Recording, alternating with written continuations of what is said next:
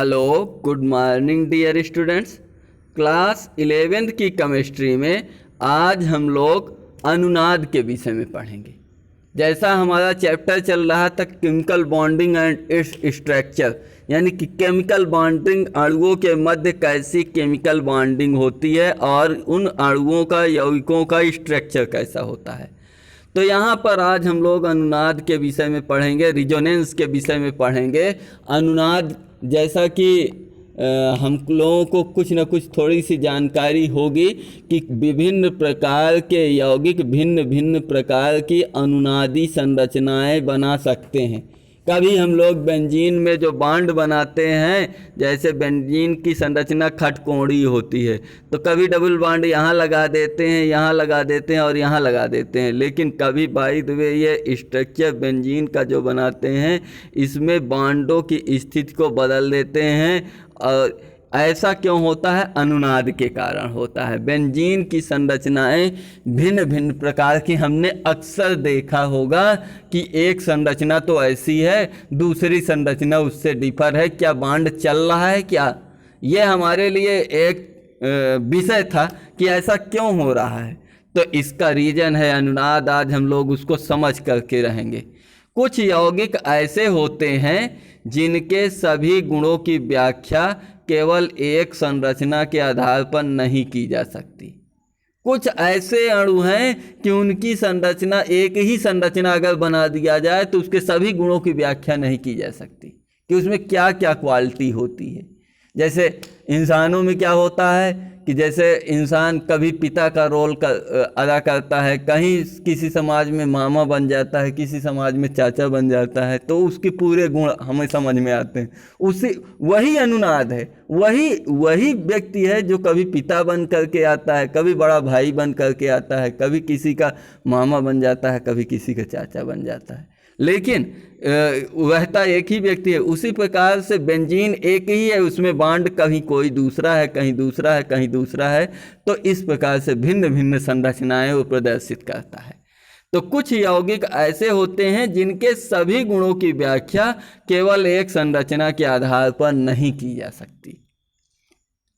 इन यौगिकों के गुणों की व्याख्या करने के लिए अनुनाद का सुझाव दिया गया, अनुनाद की परिकल्पना का सुझाव दिया गया। अतः जिन यौगिकों की एक से अधिक इलेक्ट्रॉनिक संरचनाएं संभव होती हैं, ऐसे यौगिक जिनकी एक से अधिक इलेक्ट्रॉनिक संरचनाएं संभव होती हैं, उन्हें अनुनाद संरचना सूत्र कहते हैं। परंतु कोई भी अनुनाद संरचना सूत्र उस यौगिक के सभी गुणों की व्याख्या नहीं कर पाती। कोई एक संरचना सूत्र उसकी सभी गुणों की व्याख्या नहीं कर पाती। जिस प्रकार से तो क्या होता है, उदाहरण के लिए बेंजीन C6H6 के आधार पर, बेंजीन C6H6, बेंजीन का अणुसूत्र C6H6 है, उसके अणुसूत्र के आधार पर केकुले ने निम्न संरचनाएं दी। केकुले एक साइंटिस्ट थे, उन्होंने बेंजीन की निम्न संरचनाएं प्रस्तुत की जो इस प्रकार हैं। पहली संरचना को इन्होंने क्या किया, इसमें आप लोगों को बढ़ा करके दिखाया गया है कि इसमें बॉन्ड आपके कहीं पर लगे हुए हैं, दूसरी संरचना में बॉन्ड की स्थिति बदल गई है, और तीसरी संरचना में बॉन्ड आपका मूव कर रहा है, लगातार चक्र लगा रहा है। वो कहाँ पर स्थित है उसकी हम एग्जैक्ट पोजीशन को कैलकुलेट नहीं कर पा रहे हैं।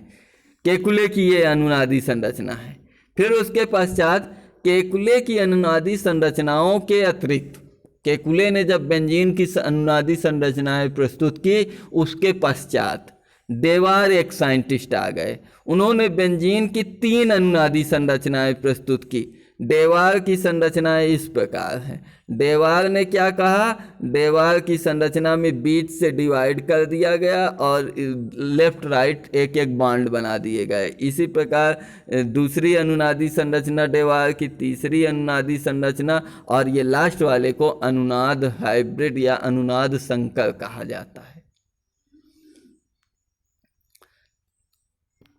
अतः वह प्रक्रम जिसमें किसी अणु की, यहाँ पर कुछ नहीं हुआ, जिसमें किसी अणु की 2 अथवा अधिक इलेक्ट्रॉनिक संरचनाएं लिखी जा सकती हैं, अनुनाद संकर के विषय में बताया जा रहा है। वह प्रक्रम, अतः वह प्रक्रम या प्रक्रिया जिसमें किसी अणु की दो अथवा अधिक इलेक्ट्रॉनिक संरचनाएं लिखी जाती हैं तथा जिनमें से कोई भी अणु के सभी गुणों की व्याख्या नहीं करती, अनुनाद अथवा मेसोमेरिज्म कहलाता है। किसी एक संरचना के द्वारा उसके सभी गुणों की व्याख्या नहीं की जा सकती, मेसोमेरिज्म कहलाता है।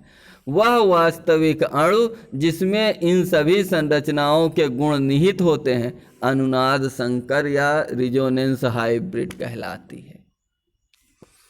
अगली हेडिंग है अनुनाद ऊर्जा, रेजोनेंस एनर्जी। किसी यौगिक के सर्वाधिक स्थायी अनुनाद संरचना सूत्र। किसी यौगिक के सर्वाधिक स्थायी अनुनाद संरचना सूत्र तथा उसके अनुनाद संकर की स्थितिज ऊर्जा का अंतर अनुनाद ऊर्जा कहलाती है। अनुनाद ऊर्जा किसे कहते हैं? Resonance energy. कोई यौगिक है, उसके सर्वाधिक स्थायी अनुनाद संरचना सूत्र तथा उसके अनुनाद संकर की स्थितिज ऊर्जा का अंतर अनुनाद ऊर्जा कहलाती है। अनुनाद ऊर्जा बराबर सूत्र है संभवन ऊष्मा का प्रायोगिक मान माइनस संभवन ऊष्मा का गणना द्वारा प्राप्त मान।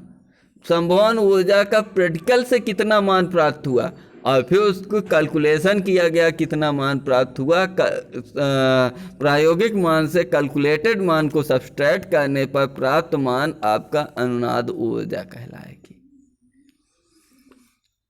और अब विस्तार करके इससे संबंधित कुछ बात को लिखा गया है। जिस यौगिक की अनुनाद संकर की ऊर्जा कम होती है वह उतना ही अधिक स्थायी होता है। जिस यौगिक की अनुनाद संकर की ऊर्जा कम होती है वह उतना ही अधिक स्थायी होता है, अर्थात जिस यौगिक की अनुनाद ऊर्जा का मान अधिक होता है वो उतना ही अधिक अस्थायी होता है। अस्थायी आ होना चाहिए यहाँ, अस्थायी होता है। अब अगली हेडिंग है अनुनाद संरचना सूत्रों के गुण, characteristic of canonical structures. First number है ये सभी सूत्र काल्पनिक, काल्पनिक मीन्स जो कल्पना किया जाए, हाइपोथेटिकल होता है। ये सभी संरचना सूत्र हाइपोथेटिकल या काल्पनिक होता है तथा यौगिक की वास्तविक संरचना अनुनाद संकर प्रदर्शित करती है। पहला आपका अनुनादी संरचना सूत्र का गुण है। दूसरा अनुनाद संरचना सूत्र का गुण, किसी यौगिक के प्रत्येक अनुनाद संरचना सूत्र में नाभिक की स्थिति अपरिवर्तित रहती है। किसी यौगिक के प्रत्येक अनुनाद संरचना सूत्र में नाभिक की स्थिति अपरिवर्तित रहती है जबकि इलेक्ट्रॉनों की स्थिति बदल जाती है। थर्ड नंबर, प्रत्येक अनुनाद संरचना सूत्र में अयुग्मित इलेक्ट्रॉनों की संख्या समान होती है। प्रत्येक अनुनाद संरचना सूत्र में अयुग्मित मीन्स ऐसे इलेक्ट्रॉन जिनका युग्म ना हो, जोड़ा ना हो, उनकी संरचना समान होती है। फोर्थ नंबर, इन सभी संरचनाओं की स्थितिज ऊर्जा लगभग समान होती है तथा सर्वाधिक स्थायी संरचना का अनुनाद संकर में सर्वाधिक योगदान होता है।